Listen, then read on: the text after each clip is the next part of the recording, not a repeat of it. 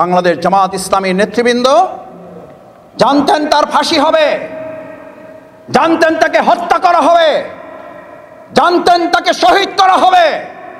মীর কাসেম আলী মিন্টুকে জানিয়ে দেওয়া হয়েছিল আপনি দেশে ফিরলে আপনাকে হত্যা করা হবে।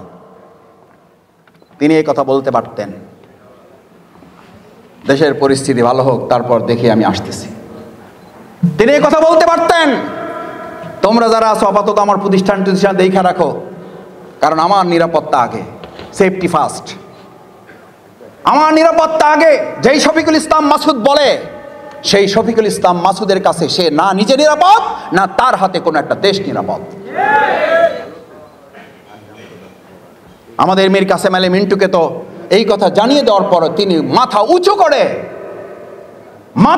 করে এয়ারপোর্ট দিয়ে লুকিয়ে নয়, গ্যাপ পরে নয়, মাস্ক পরে নয়, মাথা উঁচু করে তিনি বলেছেন এই দেশ আমার মৃত্যুর ঠিকানা। এই দেশ যদি আল্লাহ কবুল করে থাকেন তাহলে এই দেশে আমার মৃত্যু হবে। ওনাকে পরিবার থেকে বলা হয়েছিল আপনার অফিসে যাওয়ার দরকার নাই, বলছে ওটা আমার অফিস নয়, ওটা আমার এই দেশের মানচিত্রের জনগণের ভালোবাসার প্রতীক, আমি আমার অফিসে যাব। উনি ঘর থেকে গ্রেফতার হয়েছেন, অফিস থেকে হয়েছেন।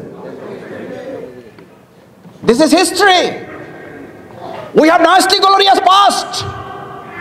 বাংলাদেশ জামাত ইসলামী, আজকে কেউ বলেন জামাত ইসলামী মুখে এক কথা বলে কাজে আর একটা করে। বাংলাদেশ জামাত ইসলামী সেই দল যা তারা করে সেটাই তারা বলে, আর যা বলে সেটাই তারা করে। তার জন্য ফাঁসি আসলেও আমাদের মাথা নত করতে পারে নাই।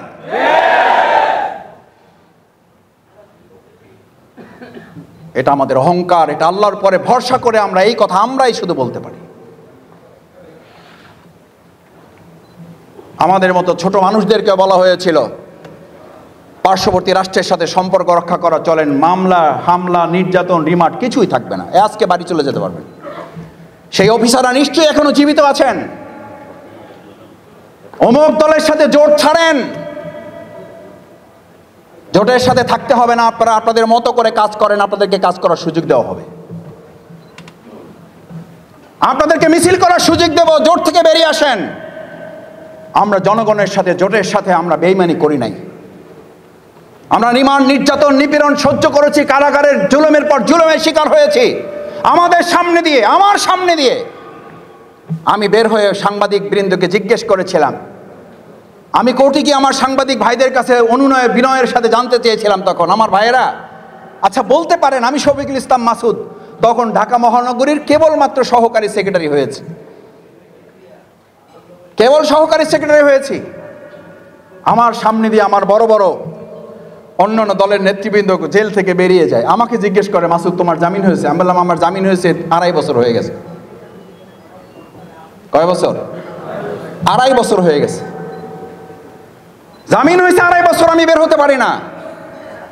বলছে মাসুদ তোমার সমস্যা কি? আমার সিনিয়র নেতা, অন্য দলের আদর করতেন, স্নেহ করতেন, একসাথে খাইছি, ছেলে বসছি, চা খাইছি, আড্ডা দিছি, গল্প করছি, রাজনৈতিক আলোচনা করেছি।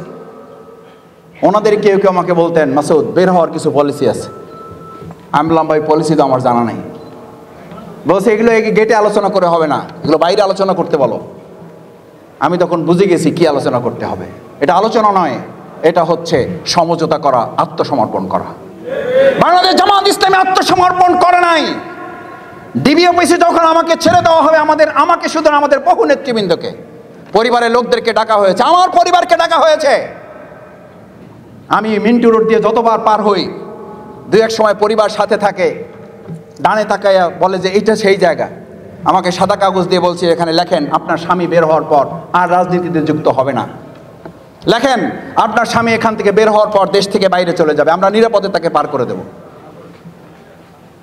আমার পরিবার সাথে আইনজীবীরা ছিলেন।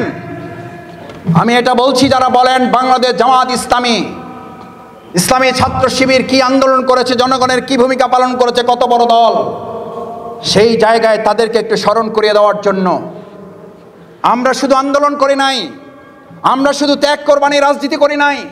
আমাদের ভাই বোন আত্মীয় স্বজন বন্ধু বান্ধব আমাদের সহযোগী শুভানুধ্যায়ী প্রত্যেকে আমাদের সাথে আন্দোলনে এক একজন কর্মী হিসাবে শুধু নয়, একজন যোদ্ধা হিসাবে ময়দানে ভূমিকা পালন করেছে। সাদা কাগজ ছুঁড়ে ফেলে দিয়ে বলেছিলেন আমার স্বামী আড়াই বছর হয়েছে, জামিন হয়েছে, তাকে বের হতে দিচ্ছেন না। জামিন হয়েছে, গেট থেকে ধরে নিয়ে আপনারা মিন্ট রোডে নিয়ে আসছেন, এখানে আবার আমাকে লিখিত দিতে বলছেন। আমার স্বামী আমাদেরকে আগেই জানিয়ে রেখেছে প্রয়োজনে জেলখানায় আমার মৃত্যু হবে, তারপরও কারোর সাথে আন্ডারস্ট্যান্ডিং করে এখান থেকে আমার বের হওয়ার প্রয়োজন নাই। কারণ আর দুনিয়া সিজদুল মুমিনিন ওয়া জান্নাতুল লিল কাফিরিন। আমি জেলখানায় বহুবার এই হাদিস মানুষের সামনে বলেছি, কারারক্ষীদেরকে বলেছি, ডিবির পুলিশদেরকে আমি এই হাদিস শুনিয়েছি। মিন্টু রোডে আমি আমার কারারক্ষী সহ আমাদের যারা ছিলেন মিন্টু রোডে আমার সাথে, আমি তাদেরকে ওখানে বসে হাদিসের দার্স পেশ করেছি। আমার ভাইয়েরা কোথায় যাবেন? দুনিয়াটা মুমিনের জন্য জেলখানা, আমি তো ছোট একটা জেলখানা আছি, বের হয়ে বড় জেলখানায় যাব। আমার আইনজীবী, আমার শ্রদ্ধেয় আজকে দায়িত্বশীল প্রধান অতিথি অ্যাডভোকেট হেলাল ভাই মাঝে মধ্যে আমাকে সান্ত্বনা দিতেন, মাসুদ ভাই বের হয়ে যাবেন। আইনজীবী তো সান্ত্বনা দেওয়ার দায়িত্ব তার, আর দায়িত্বশীল হিসেবে তো দেওয়া লাগেই। আমি বললাম ভাই বের হয়ে কই যাব? কয় যে বাড়ি যাবেন। আমি বললাম ওটা তো বড় জেলখানা। আর দুনিয়া সিজনুল মুমিনিন, গোটা দুনিয়াটা যদি ইমানদার হন, গোটা দুনিয়াটা তার জন্য কি? জেলখানা। ওয়া জান্নাতুল লিল কাফিরিন। সুতরাং আজকে যারা জামাত ইসলামীকে আবার নতুন করে জেল জুলুম নির্যাতন হামলা মামলা রক্তচক্ষু দেখাচ্ছেন, ঈদুল আজহা ঈদুল ফিতর থেকে ঈদ পূর্ণমিলনীতে স্পষ্ট ঘোষণা দিয়ে দিচ্ছে, ত্যাগের রাজনীতির জন্য যাদের জন্ম হয়েছে, নির্যাতন হামলা মামলা গুলি রক্তচক্ষু দেখে জামাত ইসলামীকে এক সেকেন্ডের জন্য স্তব্ধ করা যাবে না। আমাদের জন্মই হয়েছে ত্যাগের জন্য, আমাদের জন্মই হয়েছে কোরবানির জন্য, আমাদের জন্মই হয়েছে স্যাক্রিফাইস ডেডিকেশনের জন্য।